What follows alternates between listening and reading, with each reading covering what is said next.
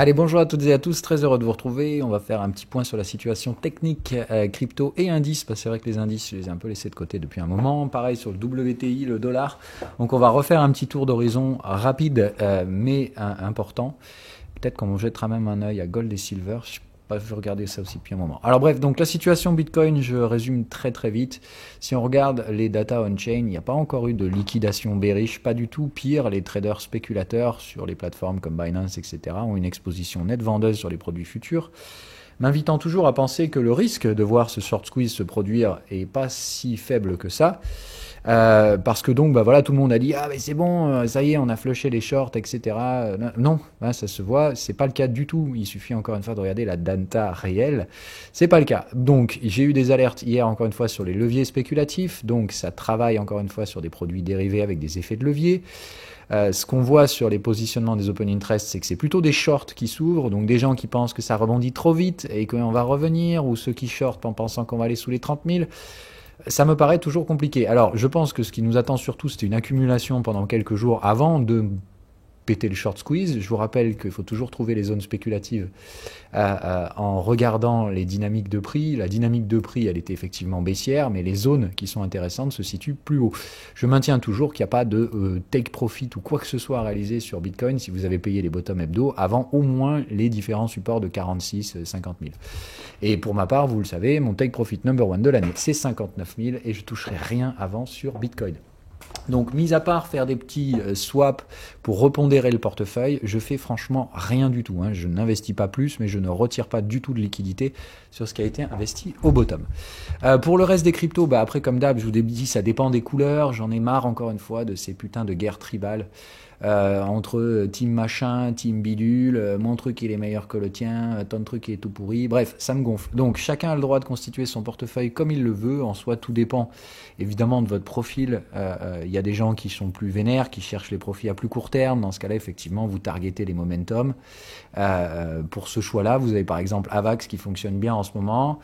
Luna, je pense, pourrait se réveiller aussi, mais on est vraiment voilà, sur les types de jetons qui peuvent proposer des momentum intéressants. Hein.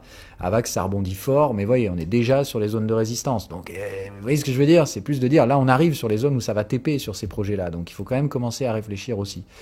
Luna, non, on n'est pas sur du momentum. Polkadot non plus, je crois. Phantom, je crois qu'on était plutôt momentum. Ouais, on est pas mal. Les Phantom, on n'a même pas atteint les contextes. Hein, c'est dire. Donc, attention, hein, toujours pareil, il y a du risque aussi sur ces trucs-là. Mais voilà. Bref, tout le monde bloque un peu à court terme parce que si on regarde d'un objectif volatilité, on voit très vite que là où on est, hein, c'est qu'on est sur les premières bornes de volatilité à plus court terme. Donc ici, ça bloque. Hein, c'est simplement de dire les market makers arrêtent d'alimenter le marché ici. Alors, laissez une petite seconde. Voilà, on arrive sur les bornes de volat. Hein, donc, comprendre qu'ici, il va falloir qu'on travaille, soit pour les réouvrir, soit pour retourner à la moyenne, etc. Donc, évidemment, c'est là que se mettent en place les paris les plus spéculatifs. Mais donc, il ne faut vraiment pas toucher. Moi, à mon avis, je maintiens qu'il n'y a pas, en fait, de zone à traiter ici. C'est une affaire de temps. Donc, soit on prend le temps d'écarter ces bandes de Bollinger doucement, hein, c'est-à-dire dans ce cas-là, on ralentit le rythme, mais on renverse absolument pas. Le risque aussi, c'est qu'une borne de volatilité, c'est juste une borne de volatilité. Et comme je l'ai dit, s'il n'y a pas de zone spéculative ici, on peut tout à fait enculer la borne de volat. Regardez, ça ne nous a pas empêché de le faire à la baisse, hein, donc je ne vois pas pourquoi on s'arrêterait sur les bornes de volat ici. Donc c'est plus de dire c'est une zone spéculative liée à la volatilité. Pour moi, ce n'est pas une zone spéculative au sens propre du terme. Donc le traitement qui sera fait dans cette zone, bah, je pense que c'est ni de votre ressort ni du mien. C'est un traitement de market making et tout dépend de l'offre et de la demande à la fois spéculative sur les produits dérivés. Est-ce qu'on va donc du coup accumuler du short pour faire un short squeeze ou est-ce que justement on va prendre le temps de ranger un peu avant de reprendre éventuellement la hausse? Bref, retenez que le message c'est que les résistances sont plus hauts et que le travail de prix qui peut être fait à court terme, ce sera surtout probablement pour accumuler les débiles avant de les dégommer dans un sens comme dans l'autre, peut-être même les deux à la fois. Donc le mouvement de court terme m'intéresse peu en ce moment sur les cryptos et mis à part arbitrer les portefeuilles sur vos préférences personnelles, je vois difficilement ce que vous pourriez faire de plus. Voilà. Pour ce qui est des indices, les indices, alors hop, que ça revienne, laissez le temps de calculer, hop, allez, Ok, donc on est plutôt toujours ici sur des horizons de temps daily, raison pour laquelle je vous parle très très peu de tous ces trucs-là, parce que tout ce qui se joue, que ce soit sur les cryptos ou l'ensemble des marchés, on est sur des time frames assez longs. Donc vous voyez le time frame de référence ici, c'était bien le daily. On en sort, donc on a enfin renversé les contextes, on est en recherche d'une troisième borne, donc encore un peu de patience. Pour moi, les cycles ont franchement le temps de se positionner, le momentum n'est pas encore complètement arraché au nord. Donc pareil, là on peut travailler gentiment à l'intérieur de ces zones sur le S&P 500. La situation semble pas être excessivement dégueulasse non plus grâce aux résultats d'Apple. Certains se sont ratés, d'autres ont réussi. Donc on va dire globalement, c'est pas la catastrophe sur le secteur technologique, mais on a eu franchement des signaux assez inquiétants pour la suite. Et je vous le rappelle, Apple, même si les résultats sont bons, le rythme de croissance ralentit. Et ça va commencer à inquiéter sur le trimestre prochain. Donc il faut vraiment faire gaffe. Je pense pas que ça va créer une euphorie type ATH sur les indices.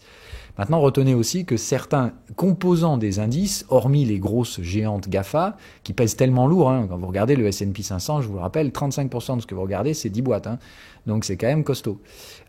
Comprendre que les 60% qui restent quand même, il y en a beaucoup qui ont été littéralement massacrés. Et elles ont beaucoup de place encore au rebond.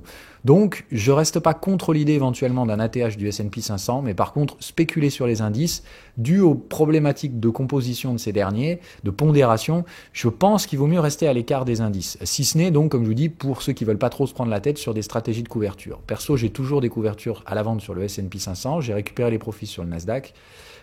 Sur les bottoms. Mais bon voilà, pour l'instant, mis à part des stratégies de couverture, donc associées à des positions acheteuses sur des portefeuilles, ne pas chercher à trader les indices, à mon avis, c'est la solution la plus importante. Sinon, trader à court terme, très court terme, mais il y a beaucoup d'incertitudes sur cette zone médiane. Clairement, ici, on était beaucoup trop cher. Là, on a baissé un peu fort.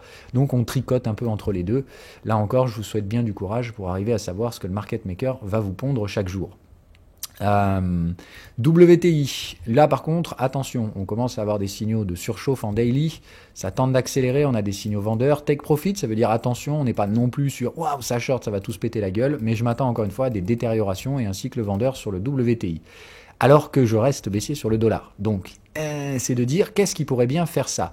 Alors je pense que l'histoire des tensions sur la Russie, etc., c'est ce qui a alimenté effectivement la hausse du pétrole, très linéaire. Donc je pense que justement un relâchement de ces tensions pourrait alimenter justement une petite détente du marché général, maintenir les indices dans ces ranges, mais maintenir la pression évidemment sur le dollar. Côté taux, bon voilà, on n'en parle pas. Pour moi, je maintiens que la cassure qui a été opérée ici va devoir être retestée et qu'il y aura probablement même d'ailleurs une détente à ce niveau-là. Donc à surveiller, je pense toujours pas qu'on soit en train de se diriger vers la zone 2,250 et donc d'installer la valeur durablement là-dedans. Je pense qu'on est toujours dans la phase où au final, on va vite comprendre que la Fed, elle va pas pouvoir faire ce que les gens attendent. Bref, je pense qu'on va rester encore ici en pullback sur cette ligne de tendance un petit moment. On travaille encore les gros contextes résistants du T supérieur. Donc comme d'hab, il y a beaucoup de résistance également. Il ne faut pas comprendre que ces mécanismes vont mettre du temps à s'installer et que l'impatience, c'est malheureusement ce que je vois partout dans les décisions. Là, en ce moment, on dirait qu'il faut tout pricer. Le fait que la Fed va remonter 2-3% les taux, je sais pas quoi, c'est n'importe quoi. Donc, encore une fois, on est dans la plus grosse bulle de crédit jamais créée. Donc, si vous croyez que la Fed va monter les taux d'1% en un trimestre, vous comprenez pas grand-chose à la macroéconomie. Donc non, ils peuvent pas, ils vont y aller à tâtons, ils vont essayer d'y aller tout doucement, et c'est surtout de la rhétorique. Ce qui les intéresse, c'est de dire des choses et de regarder comment le marché prend ces trucs-là. Mais dans la réalité, ce ne sera pas possible de remonter les taux fortement aux États-Unis, sinon la charge de la dette va clairement détruire toute la croissance, voire même produire une récession. Donc l'intérêt, c'est de comprendre qu'on doit durcir l'aspect de la politique monétaire qui est beaucoup trop accommodante dans la situation, c'est ce qu'on avait vu dans notre schéma de taux. Mais le principe, c'est que si on durcit trop vite, on va se retrouver tout de suite de l'autre côté de l'échelle. Et l'autre côté de l'échelle, je vous rappelle ce qui s'y passe.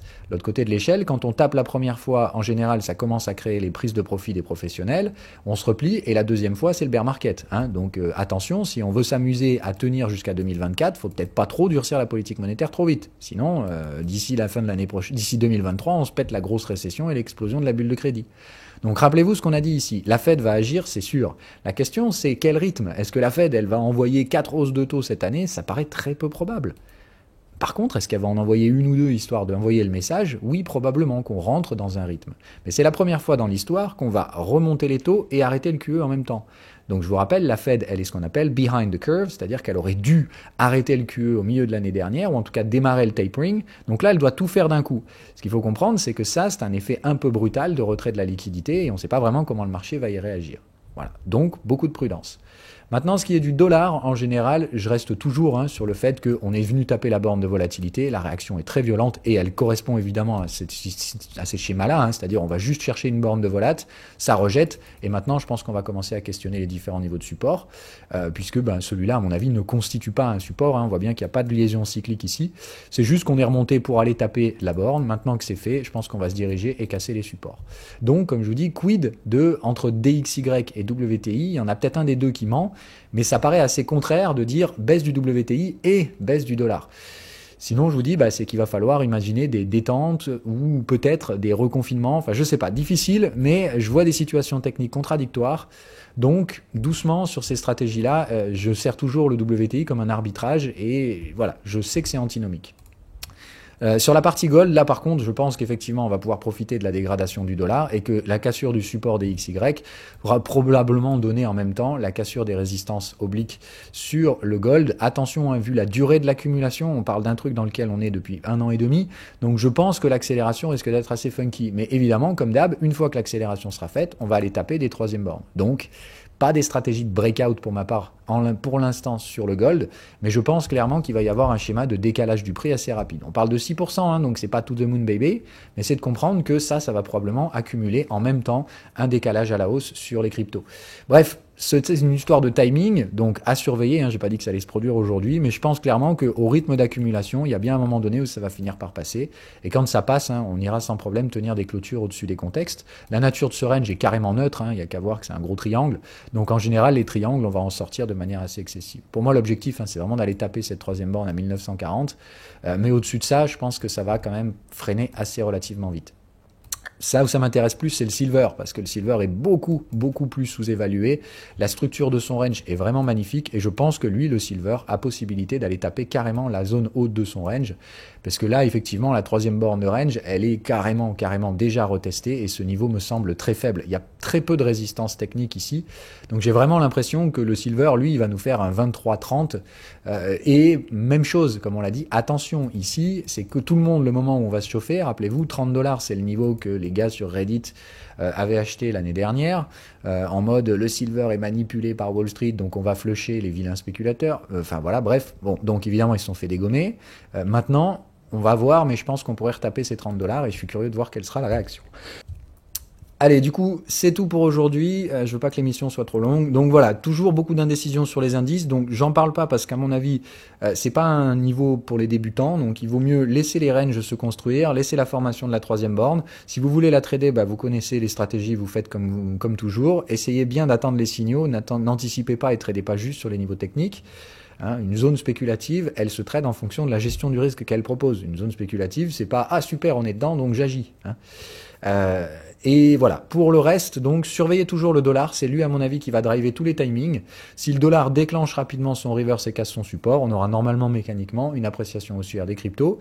Je pense gold et silver pourront en profiter très largement en même temps. Et évidemment, donc question de qu'est-ce que ça va donner. Est-ce que ça va pouvoir supporter les indices pour franchir des ATH, peut-être, mais je suis pas très sûr non plus à ce niveau-là sur les indices. Et gros quid du WTI. Est-ce que ça va relancer le WTI ou est-ce qu'il va continuer de rejeter sa résistance? On l'a vu, il y a un TP sur le WTI, donc il est possible qu'on y retourne encore un petit peu, travailler sur des niveaux plus hauts. Donc voilà. Mais le dollar, pour moi, c'est le centre et le nerf de la guerre de ces prochains jours, à surveiller comme de l'huile sur le feu. C'est lui qui déclenchera les timings, mais pour l'instant, il est entre support et résistance. Bref, il travaille dans des zones de non-droit. Surveillez donc le franchissement des supports ou des résistances du DXY. Voilà tout ce que j'ai à vous dire jusqu'à la fin de semaine, en tout cas, et peut-être même la semaine prochaine. C'est la thématique que je mets principalement en surveillance actuellement pour déclencher la sortie des zones actuelles sur tous les marchés. Bye bye!